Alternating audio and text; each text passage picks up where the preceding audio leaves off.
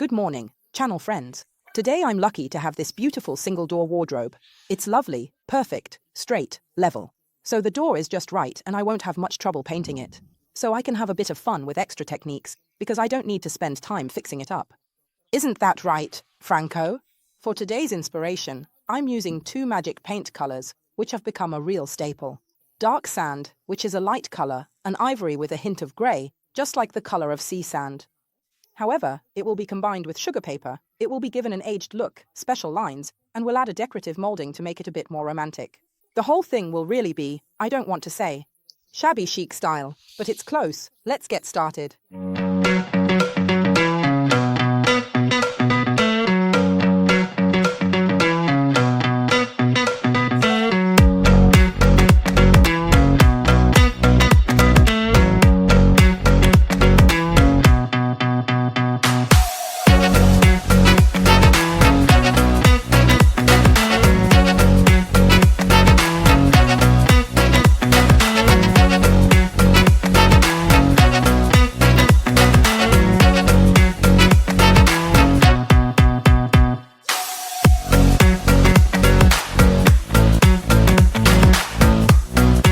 I'll start by adding this beautiful molding to the top part of the cimation here. Why am I adding this molding?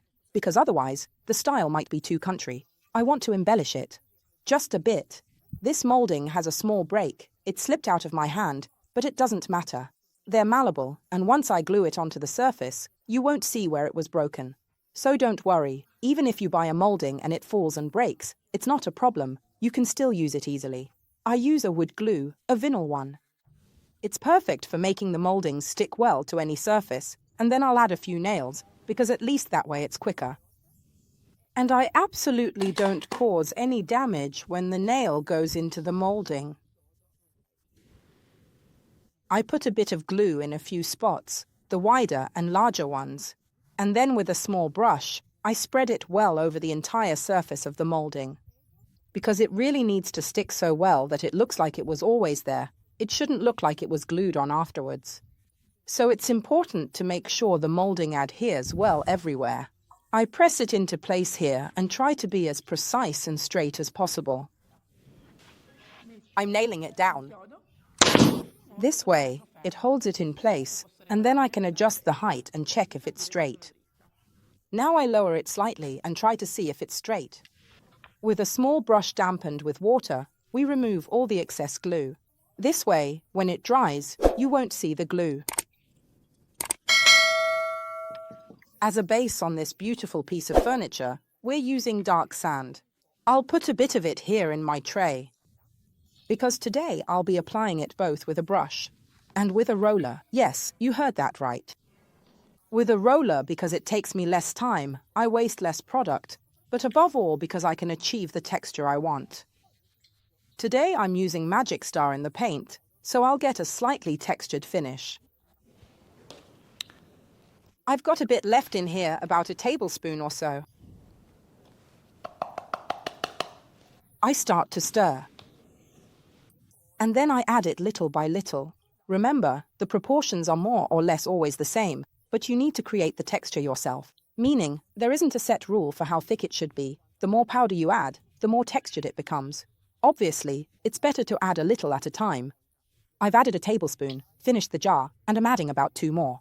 So, I've used roughly 3 tablespoons in 200 grams of paint. And there you go. Now I give it a good stir.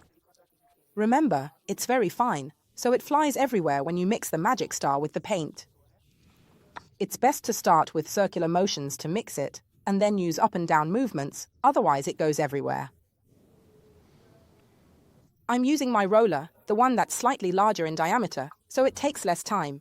I use a short pile roller, but if you prefer, you can use a medium one. Remember, the longer the pile, the more paint it absorbs, the shorter, the less it absorbs. I use the short pile one because the surface is fairly smooth, so even though it's raw wood, it still has a finish, it has a varnish, so it won't absorb too much paint. Obviously, remember that before starting with the paint, you need to wash with our bar, and I already did it yesterday. I also keep a pointed brush nearby because I start with the pointed brush in the corners and then use the roller on the smooth areas. The coverage when using Magic Star powder is extremely high. Just look.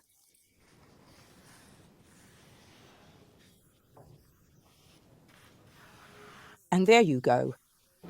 I do the whole edge.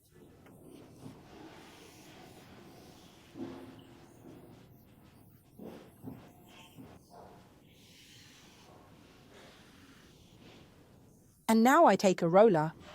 We'll definitely go over it twice. This orange peel effect, this very pronounced texture, is exactly what I want. For the first coat, obviously, I spread it out a bit more so that the color is nice, even, and well adhered. For the second coat, I spread it out a bit less so that the color is final. Covering large surfaces like this with a roller is even less tiring. Done.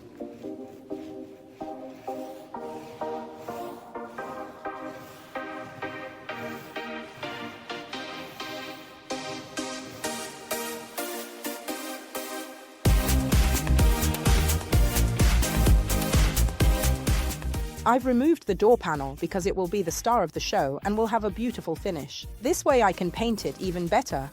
It's always best to work on certain surfaces horizontally. In this way, there are no drips or build-ups. The second coat is a bit less textured. So I only added 1 teaspoon of Magic Star powder instead of 2, but I still have a lovely texture. And I apply it like this, look. First, always with the brush.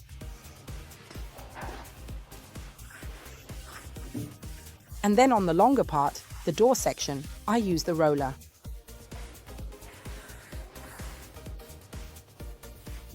Can you see how the addition of the powder helps with coverage, as well as with the texture? Voila! I use the roller to help spread the paint. But then, I continue with the brush.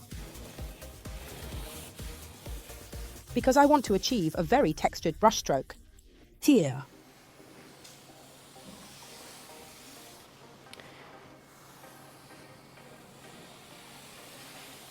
It helps me achieve a beautiful, velvety, yet textured finish, as if it were a tree trunk. Sugar paper, a very beautiful, vibrant blue, applied only in certain areas.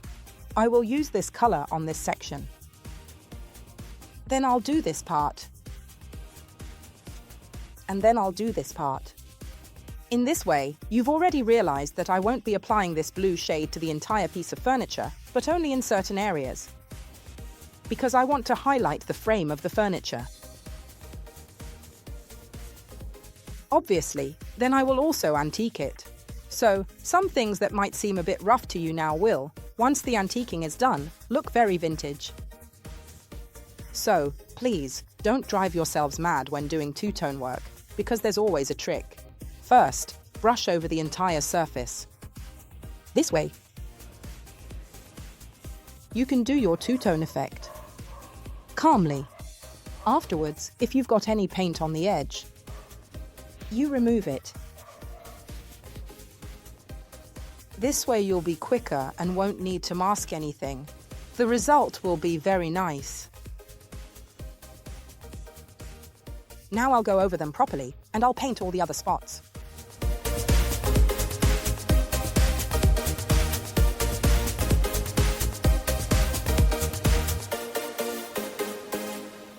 On this door, we'll be doing some special lines because these lines aren't horizontal, but slanted, creating an indentation. So, what do? First, we measure the middle part of the door, then we make our lines using masking tape as well. I draw a line with a pencil, marking the center of the door. Unfortunately, this panel isn't perfect because it's not a perfect rectangle. But what do I have that helps me? The light from the first brush stroke, so you can see where the bulk is, where the light falls. So I've marked the center, and now I'll draw a nice straight line.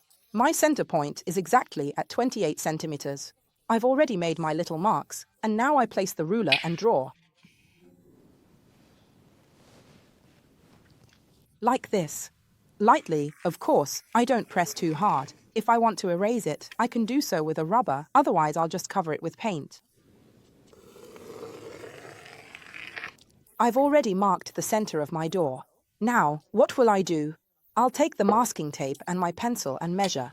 I'll start more or less from here, where I have the corner of my measurement, and also from this side here, where I have the corner. Every 10 centimeters I make a mark, because I'll be starting with the masking tape. So, 10, 20, 30, 40, all the numbers, 50. I do the same thing on the other side too.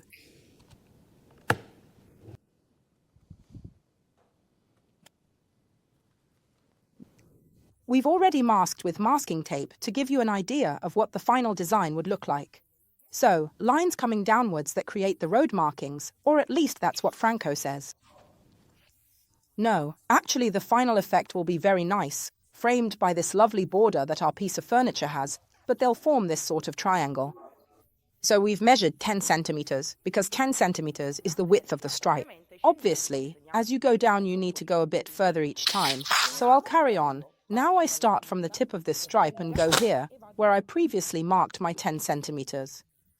The masking tape is 5 centimeters wide, so I'm quite sure I won't end up smudging. Now I do it the other way round. Here is where I marked my 10 centimeters, and this is the tip of the masking tape. I make sure it sticks well. In a moment, I'll show you how to make perfect stripes without smudging. So, pay attention, because this is a step you mustn't skip. I'm finishing up. With the base color, which is the dark sand, I go over the stripes. This will seal in our new color and we won't get any smudges, like this. It's a kind of sealant.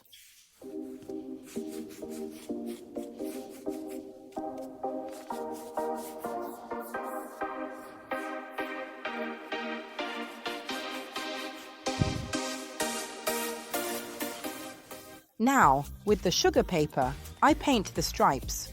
Another trick to never get smudged lines, remember, is to always remove the masking tape while the paint is still wet.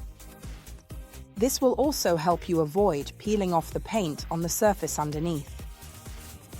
So now I quickly do my 2 stripes. Nice, colorful, solid, finished off properly. And I immediately remove the masking tape like this. I finish off here. And now, in the first part, I immediately remove the tape.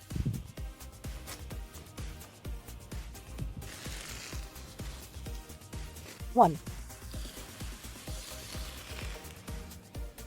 2. Here I have the pencil line, but then I take a good eraser and rub it out. Or you can go over it with that color. It's up to you. Here as well, I color my lovely stripe.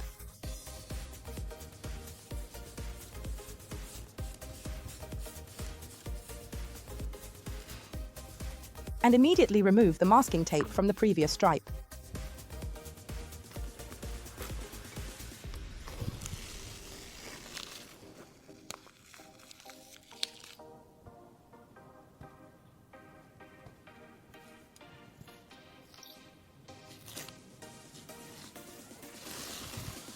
Et voila, perfectly precise. Shall we see it? Et voila. So, right now, the color is nice and precise and it's not quite right. I want to age it a lot, but it's a really lovely effect. I really like the mix with the moulding and this modern touch. Created by the herringbone stripes. Yet another step. Let's prepare the color wash to age the piece of furniture to give this piece an antique look. I need to go in quite heavily. What does that mean? It means I'll lighten it with a damp cloth and water, but I absolutely have to give it an allure, a slightly more vintage feel. So I create a very watery texture that will wash over the furniture. I'll also do some speckling with a few of these colors, but all in due course. One thing is certain, since I have a very light base, I absolutely need to darken it quite a bit, but without making it too warm or too cool. That's why I have these 3 colors in front of me. I'll start with London Fumé. I put some of it in my bowl. 2 spoons. I can add more later if needed. Then I add a dash of vintage. Because my chocolate tobacco color is strong and bold, and I need it to really Give this color its depth. I'll add another one, so more or less, I've put 2 spoonfuls of this as well. And finally, a bit of Corteccia. My brown. Which helps to soften everything. Obviously, I have a lot of water. Today, I diluted it 200%. So it will be a very watery wash, because obviously I don't want to dirty the surface too much or too deeply. I want it to be a gentle and light wash. Here I go. I've added a lot of water. I mix it. I check and make sure my color is right. I need to see if I like it. As you can see, it's so watery. And I'll definitely have very little trouble spreading it over the surface, because the more watery the wash, the less it stains and the more it glides. Always remember a little trick. If you want to do this step much more lightly, without overthinking it and without risking making mistakes, you can first apply a coat of protective coating. Just put on a layer of whatever protective you like. A matte one would be perfect. I'm not doing it now because I don't have much time, so I'll just go straight in with the wash. Also remember, every now and then, stir with the brush. Since it's very diluted, it tends to separate a bit. Now, you need to keep some buckets of warm water and a sponge nearby. I've already got them ready here. I keep 2 so I'm quicker. I've made myself comfortable and sat down because I really want to enjoy this step. I really love this technique. Other than the damp cloth and the bucket, I've also kept something else. Here, there's also a fairly dry cloth.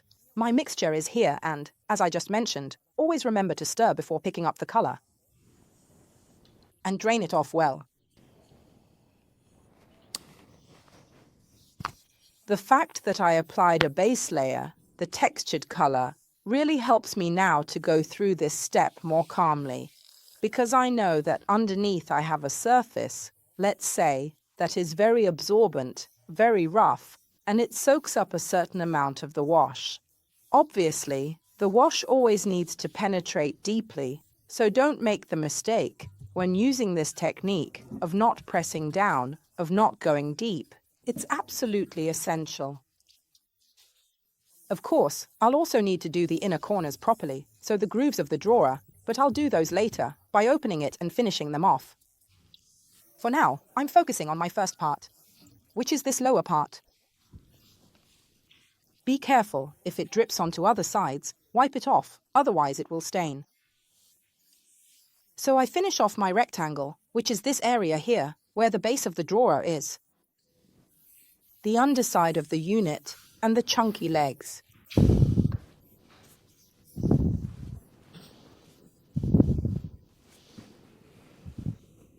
And obviously, as you can see, it's noticeable.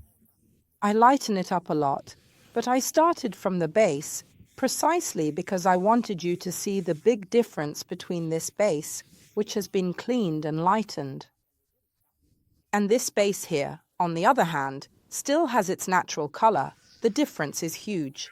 Now, little by little, I work the surface with my cloth. As you can see, in some spots I remove more, in others less, and I start to create this first shading. Of course, I keep my damp cloth in my hand because, once I've removed the entire first layer of wash, I then go on to define certain areas where I might want the lighter, underlying color to show through more.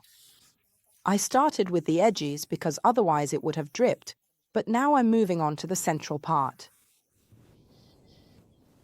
Even though it's very hot, I deliberately kept the wash very wet, very diluted, so that I had more time to lighten it and avoid creating unsightly marks. Always remember that where there are the handles, there's a bit more wear. So, I do this. Later I'll gently sand it so I can always make changes, here as well. And voila! Now, if there are any areas you want to lighten even more, you just need to gently go over them with a damp cloth. For example, this edge. You see that the blue actually comes out a bit more. If, on the other hand, you want to cover it up again, you just need to take the dry cloth and go over it, like this. Look. You cover it up, like that. This technique is very easy, you just need to understand how it works. The dry cloth removes a bit less and helps to lighten, while the damp cloth removes a bit more, like that. However, it's important to understand that you don't spread the color over the entire piece of furniture or the whole front section. See, I've simply started with the lower part so I can gauge the color, see if I like it, and check if the effect I want to give the furniture is coming out well. Now I'll do the central door panel, then one side, then the other side. You work on small sections at a time. I start with antiquing the central part of the stripes. Obviously, because with furniture you either antique the whole piece or you don't age it at all.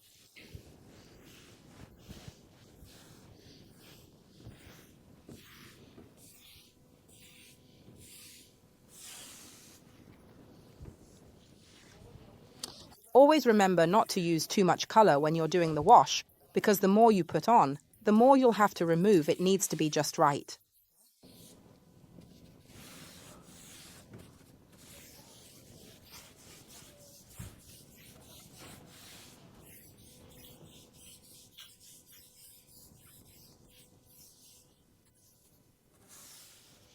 I recolor the edge and make sure everything is done properly on the inside.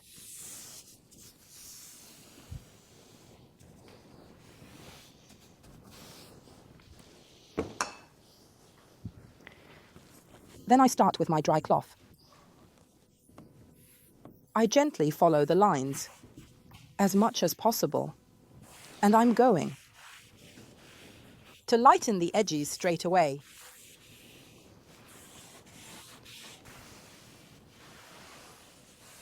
I flip it because here it's humid.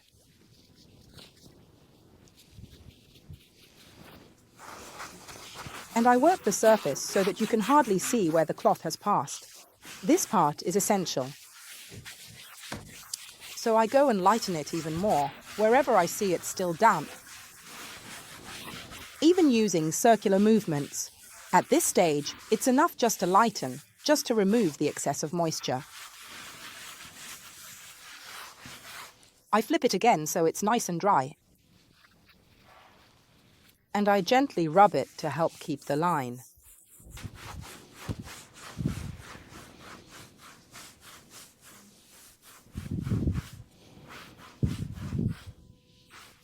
Do you remember here?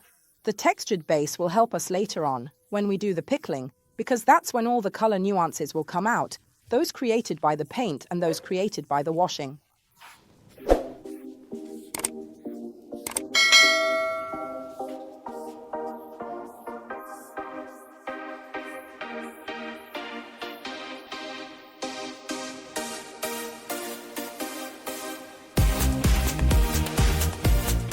Watch this step very carefully up close, because with this abrasive sponge, I'll show you everything that comes out of this process. This shade that appears is obviously the base, and now I go over it with the cloth, you can see it even more. Of course, we can emphasize it further by going over it again with the abrasive sponge.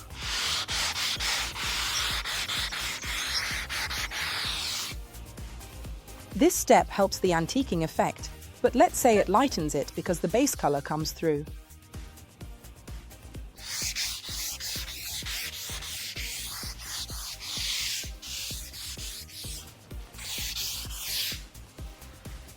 Revving to blow.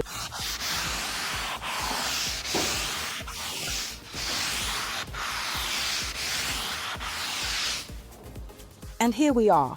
Now let's apply Jasmine Wax to protect the whole piece of furniture.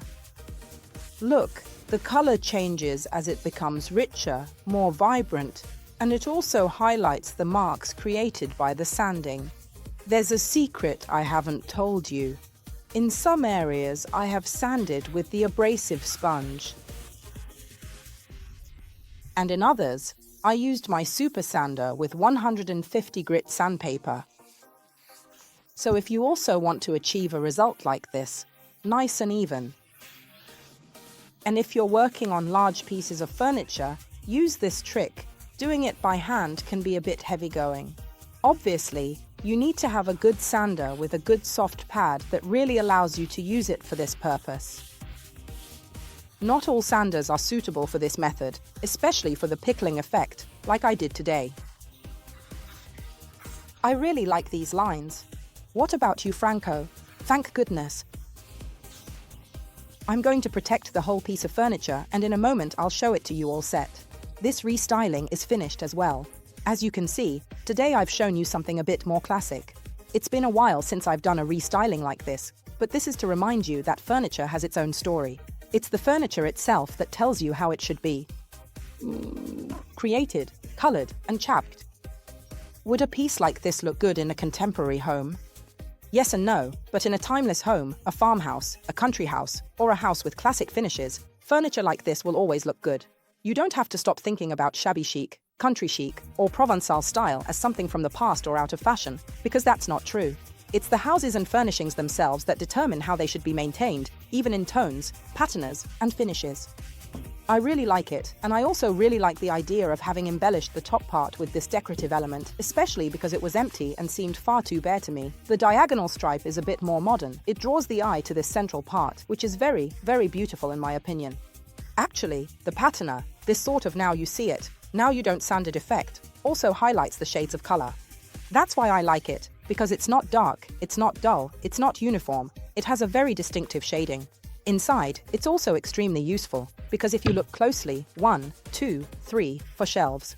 So the piece is perfect even as a sideboard to put in the kitchen, if you have the space. Please, let me know in the comments if you liked it. And if you want to see more content like this, because trends never really go out of style, as long as the furniture is well made. Remember that Magic Paint is only available from Magic Paint retailers on the Magic Paint IT website or on the only Italian site that sells it, which is elisa&Home.com, never on Amazon, absolutely never. Bye.